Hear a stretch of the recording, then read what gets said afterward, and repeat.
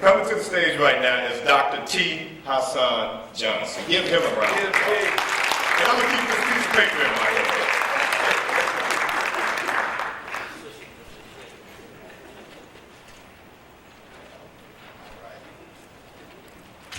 Good evening. Good evening. How's everybody doing? I love seeing beautiful black people in one place. Yes. Beautiful. I want to thank all of you for coming this evening, and I particularly want to thank the DuSable Museum for inviting me out.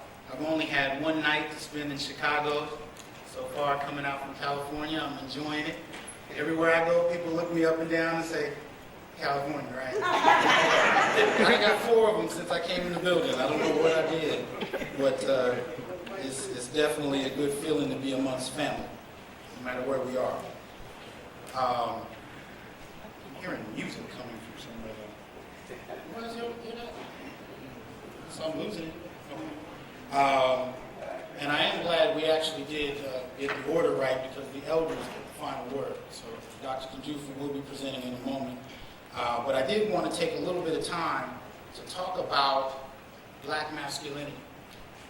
Now, I myself, coming out of Fresno State, Africana Studies, that is my primary area, and everybody on this stage, I'm sure, can do 3 solid hours on that just by itself. But I'd like for us to take a little bit of time to kind of put some things in context, because when it comes to black masculinity and being male and black in this country, it is no laughing matter. It is a life-death matter in most cases. Well, I don't say most, in many cases.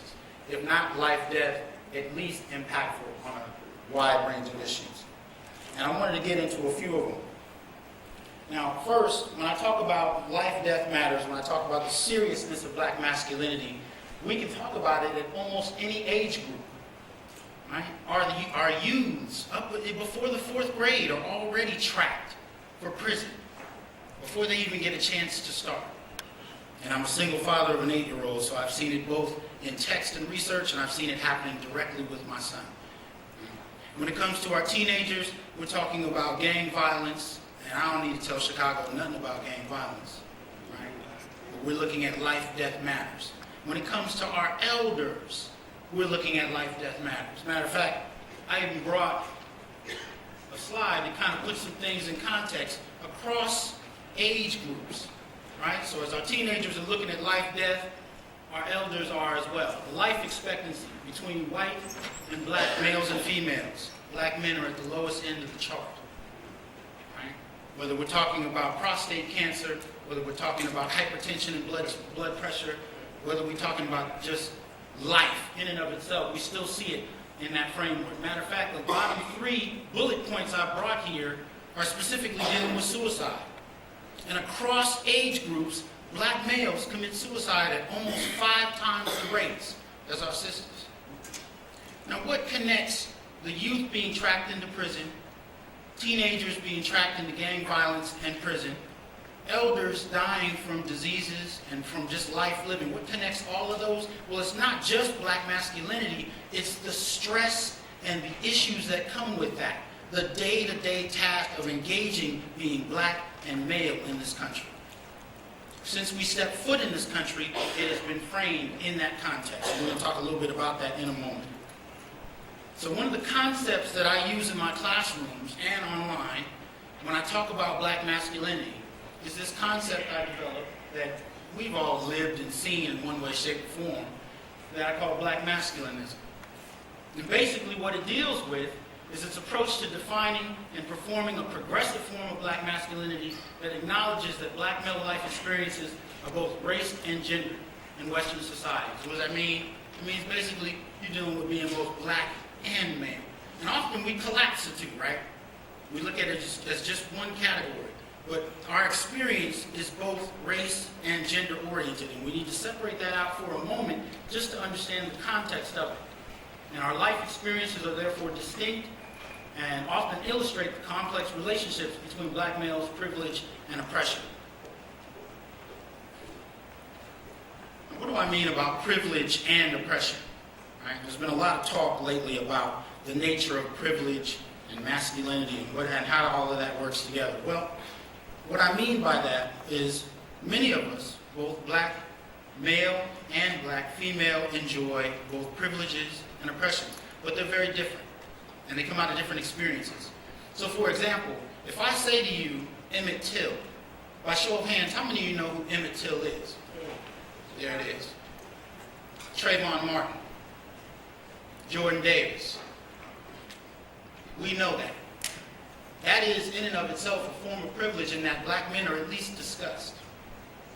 If I ask most people in this room to name 5 sisters that have been killed brutally, most of us can't. Most of us can't. That is a form of privilege. But with that kind of experience, there's some things that are tied to that we also need to talk about. Because by and large, none of the brothers I mentioned, did they get justice? Did any of them get justice? All right, so we've heard the names, but when we talk about privilege, we got to be real kind of clear on what that means. It didn't really result in much difference in their life experience, or I should say their death experience. The other part of it is the privilege of knowing about black men and tragedy is also a result of America's fetish with black male death. Fetish with black male death. When I watched the Rodney King recordings years ago, and I watched it with large groups of people, I noticed that everybody wasn't watching it for the same reason. I was watching it because I knew that could happen to me leaving the building, right? Matter of fact, this happened to so many of us, it was ridiculous. They're just lucky they had a camera that day. Other people were watching it because it was a fetish. It was something they were intrigued by, this black male being stomped, beat on. Right? So again, our attention, the attention we receive, is a privilege in one context, but it's also tied to some other things that we also got to talk about that aren't so privileged. And when we talk about black women, I'm not talking about privilege in terms of money, I'm talking about this. How many of you have seen this chart? As of 2010, these are the current, or at least up to 2010, arrest rates of black males. Can that put it in the context for you? It literally took me 5 minutes to move when I first pulled this chart up. And it's not that the information was new, it was just being able to see it, right? To be able to put it in context. So this is what we're dealing with when we talk about the lives of black males being fraught with challenge. And so again, when I want to talk about privilege, when I want to talk about oppression, when it comes to black folk and when it comes to black men, those things are very closely tied together. And we need to understand that as we continue to dialogue about that. Now, we come out of an experience where transitioning from Africa and being brought in chains to this quote-unquote new world, one of the things that we never talk about, or very seldom talk about in slavery, is what it did in terms of gender. Now, by and large, coming out of West Africa, we had some practices, we had some beliefs, we had some things that we did, culturally speaking. And these are just some of the bullet points that link to what black masculinity was about, or African masculinity more particularly, right? To be culturally centered, to be family focused, right? To be protective of those in your community, to have the capacity to express love. Now that's an important one. Because in the West, we're told that manhood is not about being able to express love or any other emotion, right? Many of us as men grow up with that, giving that to each other, not being able to express love. Matter of fact, when we do so, the youngest generation has to apologize for it. Hey dog, no homo. No homo? I gotta say that to be able to express love to you? Well, in an African masculinity, you could express love. Our humanity was not separated from our masculinity, right?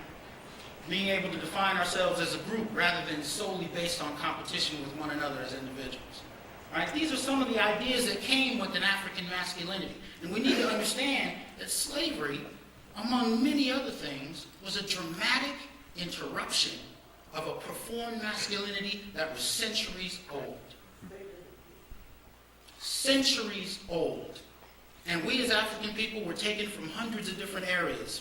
We're not talking about one big country. But even amidst all of that difference, all the different languages and cultural practices, we still had a sensibility about what it meant to be a man. As a matter of fact, a 13-year-old male in the 1500s on the continent of Africa had a better understanding of his role in the community than a 35-year-old man does here in the U.S. in the black community. Dig that. A very different experience. We no longer have that clarity because the institutions that we developed that were centuries old, that told us what manhood was, told us what womanhood was and what to expect from each, we've tried to rebuild them, but many of them have been taken away. And without the presence of elders, our kids have tried to rebuild them themselves. Don't get it twisted. Gangs have a history. They don't come out of anywhere, out of nowhere, I should say. They are a reflection of an institution, especially among men, where we trained each other on manhood. But when the elders are removed in one way, shape, or form, so this masculinity we're talking about here is where we come out of. And enslavement in and of itself was a dramatic interruption. And more than an interruption, it imposed a very strict idea of what masculinity was to them and imposed it on us. And there's no clearer setting than that, than on the plantation. The most powerful male on the plantation who could determine every single person's fate, including his own wife's and kids, with but a word, was one white man on a plantation.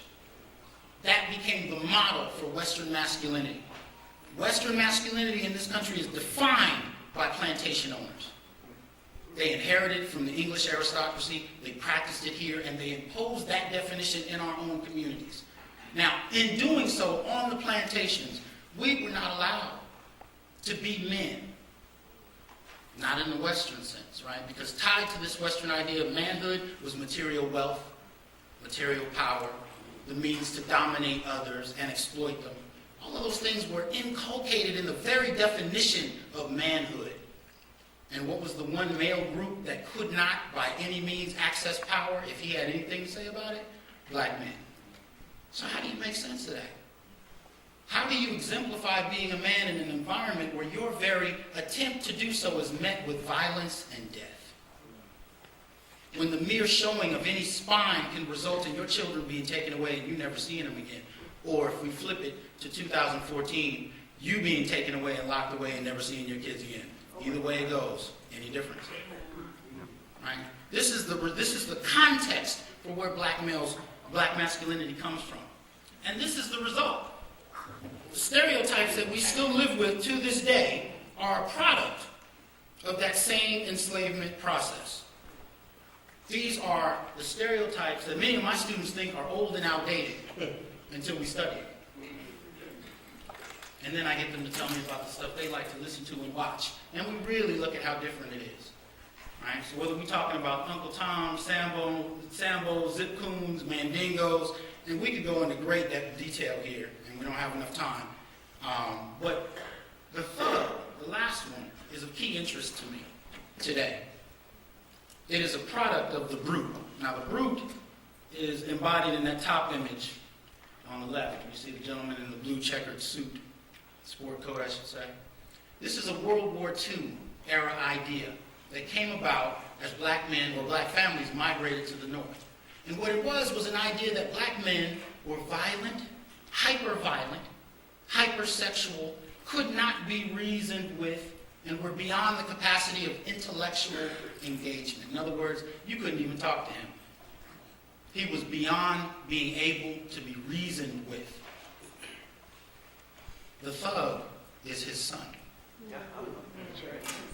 And we celebrate it. We celebrate it because we don't understand where these ideas come from. They do not come from us. These were ideas, each one of these, for the most part, were based on older stereotypes, but for the most part, all of them came about after slavery. Because the biggest fear white America had was that we were going to come together, especially in the South, and vote. They were terrified that we would change the politics of the South overnight. So that's when you had 3/5 of a man, all of that coming out. Black women couldn't vote. All of that was purposeful. Because they were not trying to give up any kind of power. So the stereotypes were designed by white society, for white society, to make sure that when they were in positions to vote, that they voted in their interest. And this is why. Because otherwise, this is really what you're going to be helping out. So these stereotypes had a very key purpose, and they still do. The only difference is then we saw them for what they were for the most part. Now we celebrate them. And we argue in classrooms in Africana studies about how real they are and how much they define us. I have to argue with my students about to what extent they actually are that, because that's what they've seen. Thousands of images of it, music, television, film. Any parent in this room, you are competing with a multi-billion-dollar industry that communicates to your child on so many different levels that you can't keep up. That's the reality of what we're dealing with when we talk about these kinds of images. And although we can go into a great deal of history, I won't. I'm going to skip ahead a little bit. I'm going to show you from this era, post-slavery, post-1865, I'm going to actually skip to the 1970s. Because some interesting things happened in the 1970s. The 1970s, really at the tail end, what we call it the tail end of the civil rights movement. The real activists know the civil rights movement never ended. It's still going. That never ended. But anyway, we talk about it as if it ended with the March on Washington, which was interesting, because growing up, that's what I was told Black history was. We had a paragraph on slavery, and then we read Martin Luther King. We read a paragraph of I Have a Dream. That was Black history. I don't know if y'all had the same class, but that's what we had in California. Right? That was history. But we never read the rest of the speech. That's what I found interesting, too. Anyway, so we get to the 1970s, we're talking about a severe backlash. Pissed off white folk. Could not be happy with any of the developments that came about. So what we ended up with was a perfect storm of things that came together in the 1970s that undermined not only the Black community, but specifically targeted Black men in very distinct ways. Diminished job options for Black males. Right? All the factories were gone. You could actually have a factory job and have a family, a house, and a car, right, and live with a second grade education. And trust me, I'm talking about my grandfather. Second grade education and a factory job. Can you do that now? Not at all. Not at all. Right? So diminished job options. Policies tailored to highlight Black male crime patterns. Let me be clear here. There is no community that doesn't have crime patterns. None. Matter of fact, some of the crimes that Black men are arrested for are committed at the same rates in a lot of other communities, including white communities. But we are arrested and incarcerated at much higher rates. So the targeting of particular crime patterns is not accidental and very purposeful. Right? Increased for-profit incarceration. Now, this actually began at the end of slavery, but in the 1970s, it kicked off again on a whole other level. Now you had people who were profiting from labor, and we'll talk about that in a moment. Welfare policies that penalize Black communities with a man credit. Hello. State-sanctioned family underdevelopment. Increased police presence and racial profiling. And that was before the racial profiling became a term. Right? That was still happening. Internationally based drugs funneled into Black communities. I say internationally based because I treat it as an industry that was unwelcome, but brought into our communities without our permission. But in the absence of jobs, it became the fastest growing enterprise in the Black community since the 1980s. Manufactured criminality, a new industry with limitless job growth, manufacturing of almost voluntary third world workforce with no rights who receive slave wages. Now let me break this down a little bit. Basically, we have a manufactured reason to arrest Black males at an unprecedented level. The reason didn't have to exist. It still doesn't have to exist. But it was manufactured. You remove the jobs, and then you put in illegal jobs, and then you arrest people for doing it. And they have successfully created a third world workforce, meaning that we have no rights. This is a sweatshop on a national level. Y'all see the report that came out recently about all across every single state in the United States, there is a contract between private prisons and the government such that if they don't fill those prisons, the government through taxpayer dollars will have to supplement what the prisons don't make. Manufactured criminality. This is not accidental. So this third world workforce makes about $14 every 2 weeks. Mostly Black men. Not an accident. Limited job and voting options. When you come out of prison, depending on your state, depending on whether or not it's a period of time, you can't vote. There's no mass participation. You have no voice. This is permanent underdevelopment. And it's, again, not accidental. I'm going to try and rush on because I don't want to, got a minute left. And so these become the definitions of our gender. By and large, the way we define our masculinity is tied to ideas imposed on us during slavery and mimicked and imitated in other ways. Now, what do I mean by that? These definitions are a product of wealth and power. In the absence of wealth and power, we substitute it with things that we ourselves make up. So I don't necessarily have to be a billionaire, but if I drive a nice car and wear a nice suit, I have status symbols. I might get that phone number. I ain't got $1 in my pocket. Don't ask me to take you nowhere, but I look good, don't I? It's what I call spheres of influence, right? White men, in terms of spheres of influence, this is Donald Trump, if you don't know, can make a decision that impacts millions of people. That's Tookie Williams. He can make decisions that influenced his body. In other words, our sphere of influence for many of our black males is limited to the body, to small environment. Theirs aren't. Respect through intimidation. Threat of personal violence, control of one's body. These are the ideas that we have developed in many respects in our ignorance, in our manufactured ignorance, to try and engage a masculinity imposed on us that has been wreaking havoc. And later in this panel, I'm sure we will get to solutions, and we do have some amongst this great group of brothers here. So I'm going to end there, and thank you for giving me your time.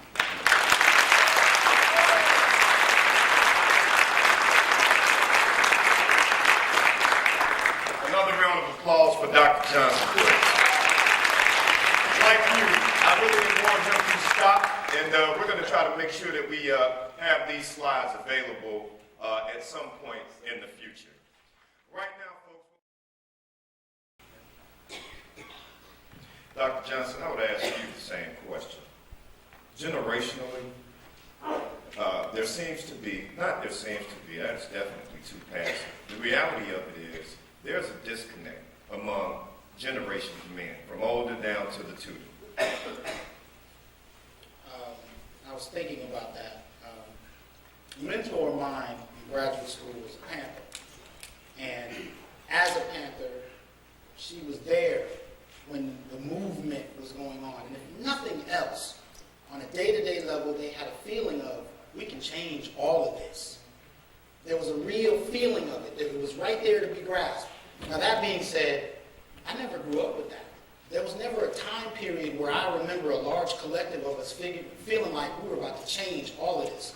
We struggled against the tide, don't get me wrong, but there was never that moment, whether you're talking about the civil rights generation, you're talking about the black power generation, there was never that feeling of we're almost there. Whether we were or weren't is not the question.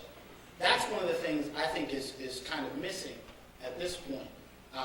That feeling of being able to make that change. Because when I see my students come in the door, it's not that they don't feel that they can't make a change, they don't even know a change needs to be made.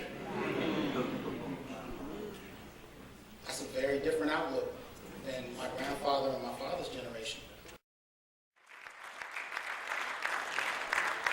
Dr. Johnson, so I come back to you, sir, and listening to the two responses from the brothers. And what is missing?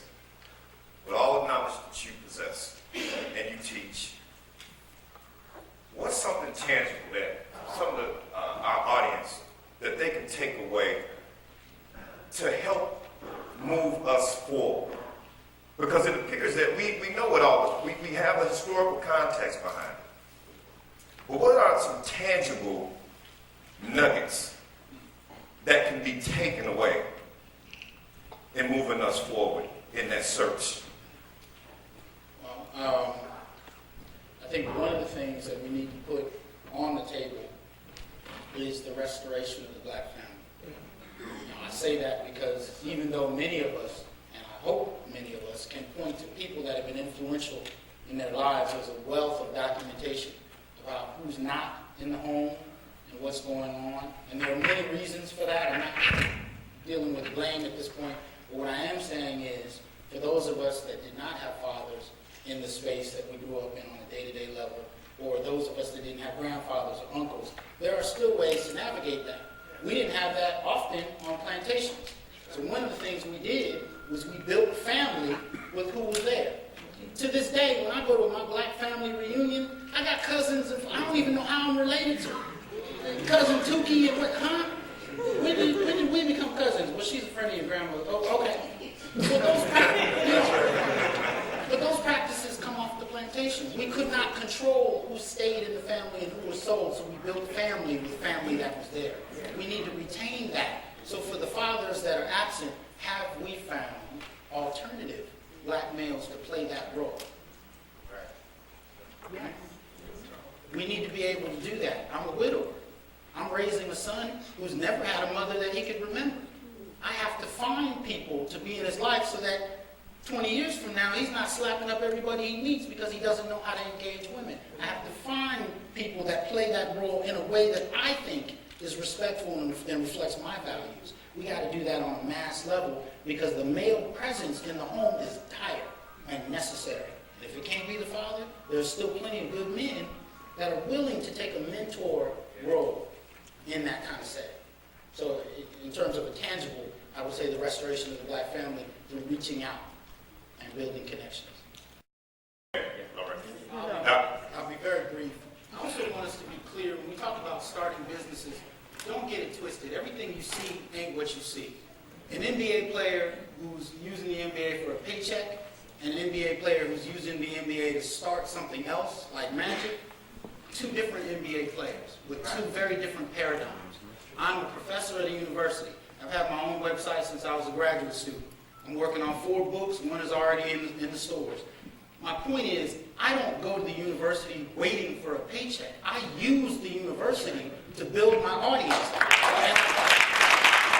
I'm saying that because I come out of a tradition in Africana studies where if you really were relying on a paycheck, you ain't gonna be there. You get paid. I'm purposely there to upset people. There you go. But more than that, I'm there to challenge students to grow in ways the university is not necessarily concerned with. But my point is simply that just because it appears that someone just has a job and that's it, don't get it twisted. It's all about the paradigm and how you use opportunities to further your agenda. It doesn't have to be strictly a job. So, when we think of entrepreneurship, you don't got to be walking the street selling incense. It can be that, but it can also be a million other things. Black scientists don't have the luxury of a job all the time, but that doesn't mean you can't still create. Use creativity and build from there and market yourself as a business in and of yourself. There are opportunities, and I just want to broaden that a little bit. All right. Thank you, Doctor. Doctor, I want to come to you. And I appreciate that comment, because at Fresno State we started what we call the Onyx Black Male Collective. And part of it is predicated with the understanding that most of these young brothers that are in that environment don't trust the institution, and for very good reason. And really don't trust a lot of people because nobody's extended a hand, including many older black men that they come into contact with. So one of the things we started doing is we started having closed-door conversations. Now, by that I mean we not only closed the door in terms of a group of young black males, but we also left the titles on the table. In that circle, I'm not Dr. Johnson, I'm Hasan. And they're willing to engage, speak what they won't speak in other contexts, and listen, because I'm not coming at them like, you need to sit down and hear what I need to tell you. And we do that in the classroom. But in the closed-door conversation, we all brothers. Now, the reality of it is, I'm not limited to my title, so I'm still going to teach anyway, but I'm also going to learn. And that engagement allows for trust, which is something that for that relationship between older and younger black males, if you do not have trust, and many of these brothers have not had older brothers in their lives, so the trust is not implicitly there. You need to build it. And until that's built, they're not going to listen. You actually need to sit down, take the title off, the age off, and just engage. But they'll find that the age and the wisdom is still there, regardless of the title. And that's how the relationship is built. And real quick. I'll be brief. The brother raised a significant point about the difficulty and the challenge of working with youth. I just want to be clear about something. The gratification is, it may not come daily. It may not be in your face. They don't come with "I love you" cards every day. That's true. You're right. It is that. When I was in graduate school, I was working. I was assigned to teach 14 to 17-year-old young males who were fresh out of the the ranches. I don't know what they call them. boot camps or whatnot. They were court ordered to take my class to get their GED or go back to jail. And my first day, I didn't know they were the same size as me. And the guy who was instructing me said, well, look, you can't put your hands on them. And he kept saying it. And I was like, man, I ain't about to put my hands on them. I understand why he said it. The first day, these boys tested me until I put my watch there. Hey, Okay. It wasn't that I was going to do anything to them, but I needed to let them know, this job, hey, look, we can go outside and handle it. After that, for some reason, they engaged me. And one of the things I found out in that room of 17 males, 14 to 17, 5 of them had been raped. Now, they wouldn't tell that to anybody.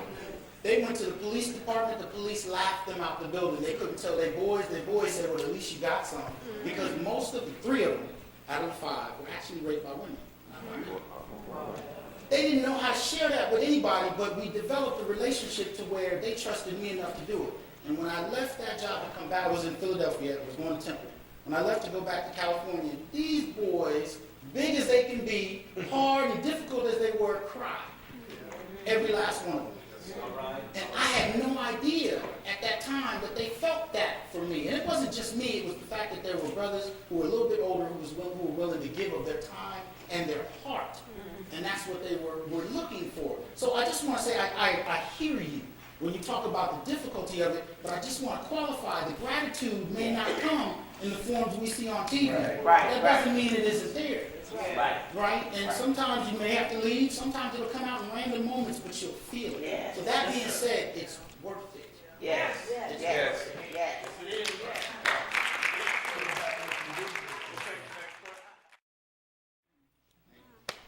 Further question. I'll try and be brief. I will say, in terms of what I was talking about the seriousness of black masculinity. And in regard to death, right, whether that be death at the hands of our health, death at the hands of the system, or death at the hands of depression, frustration, black masculinity and the performing of it on a day-to-day basis can lead you there. And you're absolutely right when you talk about mental health. It is what we need to discuss more of because we sweep it under the rug, and especially as men. What we tell each other is, be strong. Keep man up. Keep going. And that's precisely how we begin to break down. That's precisely why when I showed the life expectancy rate, that black men are the lowest on that chart I showed, because that philosophy of masculinity is one of the things that's killing us. Because sometimes you need to go to the pastor. Sometimes you need to go to your brother or your wife or whomever and share that load. But we're taught that we have to bear it by ourselves. And that in and of itself is deadly. Yes. So until we learn how to redefine masculinity in such a way that I can share with somebody what I'm going through and that somehow doesn't make me less than a man. Until we can do that, we will continually find ourselves running into these walls, filling these empty spaces and killing ourselves out of feeling like there are no other options. And that's a lie. There are plenty of other options. But the type of masculinity we're given is one that is detrimental. And it does not reflect the African value systems that we came over, but we have to manage what we're given and get to that in some way, shape, or form. So mental health is incredibly important to deal with, but it has a tie with how we practice our manhood. And we have to be able to model for our youth that there is another way to do it. I can tell these brothers on this panel that I love each and every one of you. That's and right. I ain't never met you before. That's right. And I don't feel weak, but I don't have to say no homo afterwards. I'm not insecure in my masculinity. If you got a problem with me saying that, that might be something you need to investigate. But the point is, if we don't learn how to re-engage how we dialogue and conceptualize masculinity, then mental health without support is precisely where we end up. Suicide is precisely where we end up. Sure. Yeah, really quick. I know there are times when you don't feel like you have contact, and you do, and I'm grateful you do, but for some people who can't immediately put their hands on somebody, this is where media can actually be useful, right? Brother Kendall has a radio show, right? Dr. Kunjufu, he's got 36 books. You know what I mean? I have a free app you can download on Google or iPhone, and there's material. My point is, if you can't find somebody immediately in your space to emulate, model, and be mentored by, you can do so until you can find people in a lot of different ways. You just have to actively find them out. But if you're listening to the brother's show, if you're reading the brother's book, and if you're engaging people whose masculinity and values reflect where you want to get to, that can be an avenue until you can lay your hands on somebody in your immediate presence. Take advantage of it. And I'm sure. I'm sorry, go ahead, Doc. I'm just respond real quick to that. And I think the brother tapped on it. There are different types of churches. I think we need to be careful about how we talk about it. There are churches that just happen to be in the hood, and there are churches that went and built in the hood for a reason. I mean, y'all correct me on my biblical history, but was it not, I mean, did Christ go to the elite? No. Y'all tell me. Right. He went where he was needed. Now, I'm not saying that all churches do that. I wouldn't make that. What church are we talking about? I don't know Chicago, but I do know I've been to plenty of hoods and seen plenty of churches, and I've seen some that were putting in serious work. Let me tell you about people and even groups that put in serious work. They often don't get praise or acknowledgement. And those who do put in some trifling work get all the attention. And it can actually be in the wash over everybody else. So I just want to be real careful about how we raise that, because some churches are in the hood for the right reason. Because I personally wouldn't want to have to drive all the way up to the upper part of town, whatever that may be here, to go to a nice church. That shouldn't have to be the case. But that's just... Speaking of praising the wrong pastors, he's in LA, like Preachers of LA, a TV show. I'm not afraid. Praise the pastor.